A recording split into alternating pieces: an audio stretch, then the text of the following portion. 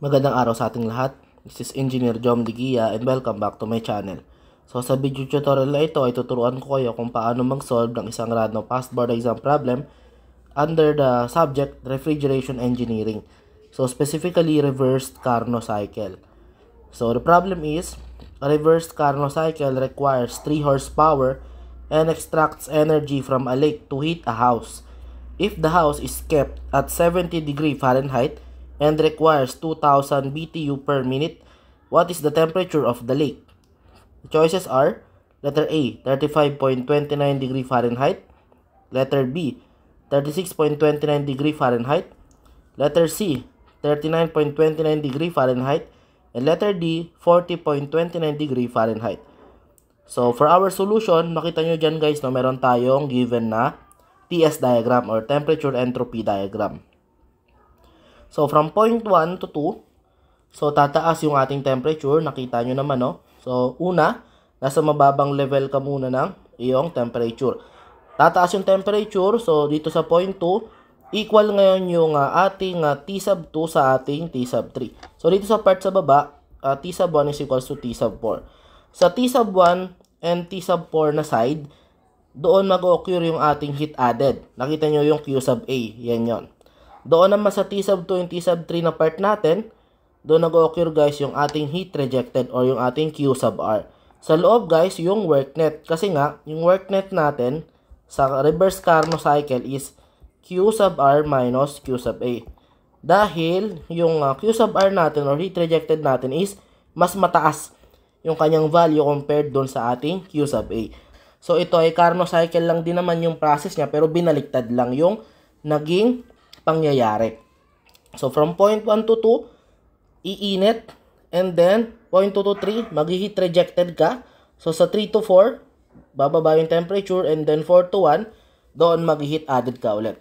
So, ang tendency guys, kukuha ng, ng energy, no? Doon sa lake para painitin yung bahay. So, dito yung part ng bahay. So, dito yung part ng lake natin. Okay? So, unang-una sa lahat, so solution. So, remember the formula for our heat added. So, check nyo dito, no? Sa side na to. So, dyan sa side na yan. So, yan yung ating heat added. So, ang tendency nito is, doon dadaloy guys yung ating temperature at 0.1, wherein pwede mo rin naman gamitin yung temperature at 0.4 kasi same lang sila. So, absolute temperature at 0.1. So, multiplied by ating change in entropy doon sa 1 and 4. So, mas mataas yung entropy ng 0.1 kaysa sa 0.4. So, therefore, Q sub A is equals to temperature at 0.1 multiplied by the difference of S sub 1 and S sub 4. And, para makuha natin yung Q sub A, so, solving for Q sub A. So, next thing to do is get the equation of work net.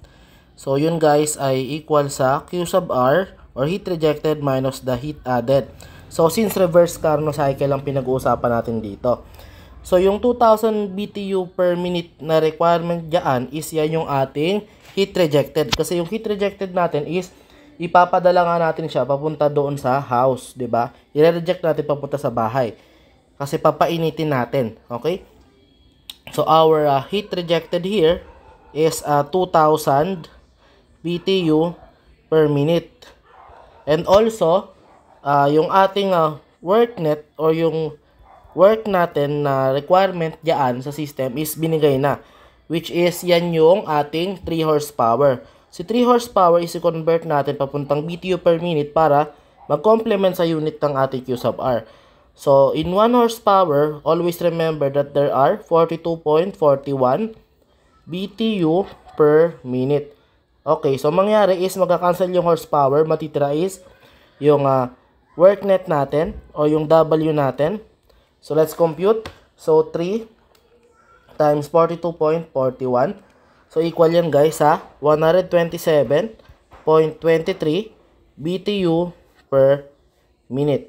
So, the next thing to do is, syempre, i-substitute na natin, no? Ang mangyari dyan, so, work net, galing dito, no? So, work net is equals to QR minus QA. So, 127.23 So, BTU per minute. So, equal yan sa Q sub R minus Q sub A. Yung Q sub R natin, yung 2,000 BTU per minute. So, minus Q sub A. From there, so makuha natin yung Q sub A natin. So, let's solve 127.23 alpha calculate 2,000 minus alpha x.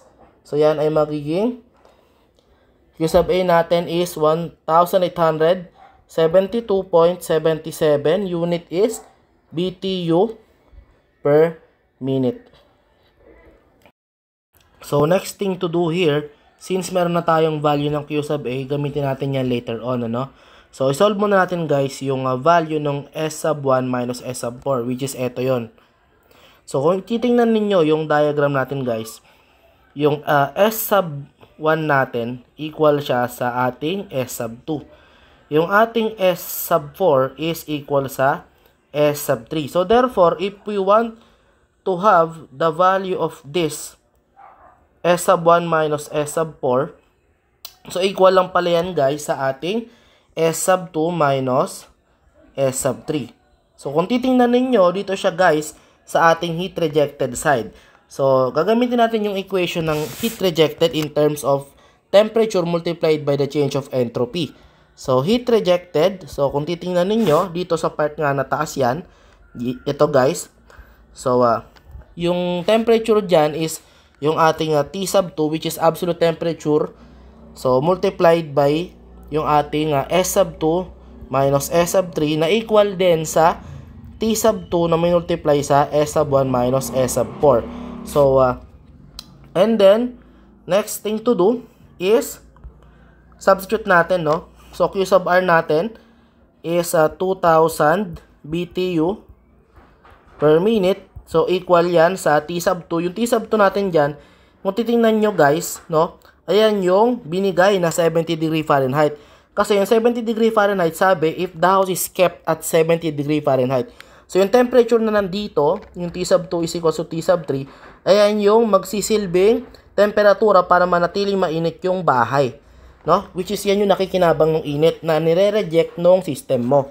So, ang tendency, since T sub 2 is 70 degree Fahrenheit, so plus tayo ng 460 para maging absolute temperature siya. And then multiplied by ating S sub 1 minus S sub 4. Kasi nga, yung S sub 2 tsaka S sub 3, same lang naman sa value nito ng S sub 1 minus S sub 4. So, we obtain the value of S sub 1 minus S sub 4 of 3.77. Okay, ang unit nito guys is BTU minute degree Rankine. Okay, so yung S sub 1 minus S sub 4 is gagamitin natin yan para dun sa pinakaunang equation kanina. Yung Q sub A, so Q sub A is equals to T sub 1 multiplied by S sub 1 minus S sub 4. Bakit? Kasi nga, kung titingnan ninyo, dito guys, yung Q sub A natin nag-occur, no? Sa part na to. Yan. Diyan sa part na yan. Wherein, pumasok dyan yung heat added natin, tapos yung T sub 1 and T sub 4 natin, yung temperatura na nandyan. Gagamitin natin yung entropy natin na dalawa, yung S sub 1 and S sub 4, which is yung difference nga nila. So, ang hinihingi pala sa problem, kung mabalikan natin, no, basa natin yung problem, no? What is the temperature of the lake? Temperature ng lake, so dito sa part na to, ulit. So, yung T sub 1 is equals to T sub 4 yung hinihingi dyan, guys. Okay? So, we proceed sa ating solving. So, next thing to do, so Q sub A natin yan guys is 1872.77. So, BTU per minute. So, equals yan sa unknown natin na T sub 1. So, multiplied by S sub 1 minus S sub 4. So, yung S sub 1 minus S sub 4, nandiyan na nga pala yung value niyan. So, sulat na natin. So, 3.77. So, BTU per minute degree Rankine. So, cancel out BTU per minute, matitira yung degree Rankine. Para yon sa value ng ating T sub 1 na equal sa T sub 4. So, dito na lang natin lagay. So, therefore, T sub 1 is equal to T sub 4. So, as we solve for this, so 1872.77 divided by 3.77. Ang lalabas natin is 496. So, dito ko nalagay sa baba, 496.76 degree Rankine. So, kapag kinuha natin yung naka-degree Fahrenheit, guys, so, 496.76 minus 460. Makuha natin, guys, yung sagot na 36.76 degree Fahrenheit. This will be our final answer for this problem. Makikita nyo siya, guys, dito sa letter B. Doon siya closest, no? 36.29. So, therefore, our answer is letter B for this problem. So, nawa, guys, may natutunan kayo sa ating video tutorial na ito under reverse Carnot cycle ng refrigeration engineering subject. This is Engineer Jom Digia. Maraming salamat sa panonood. God bless us all.